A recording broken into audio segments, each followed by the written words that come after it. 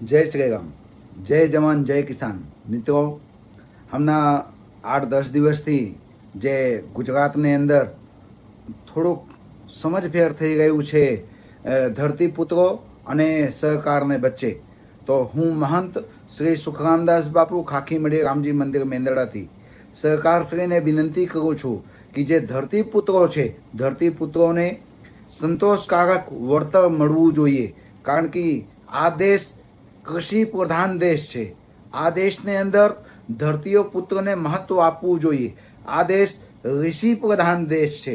કૃષિ અને ઋષિને દેશની અંદર જ્યારે કૃષિ દુઃખી હોય અને ઋષિ દુઃખી હોય ત્યારે એ સરકારને બહુ પાપ લાગે છે।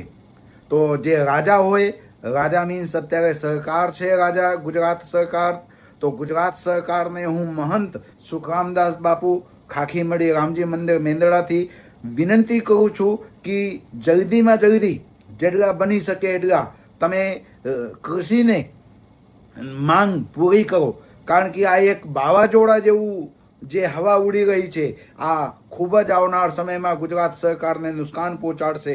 એટલે હું ભૂપેન્દ્ર સરકારને વિનંતી કરું છું, મુખ્યમંત્રી શ્રીને રજૂઆત કરું છું કે તમે ગુજરાતની અંદર આવું તોફાન ના થવા દો।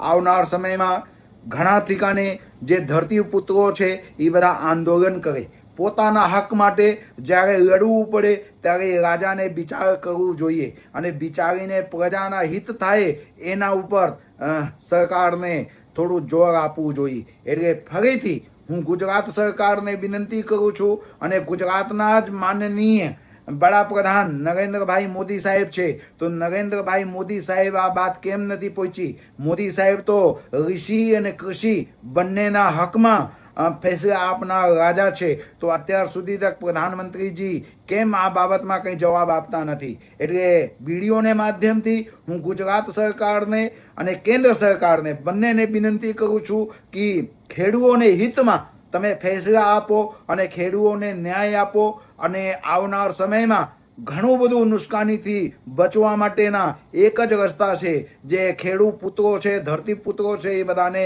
ન્યાય આપો। જય શ્રી રામ, જય હિન્દ।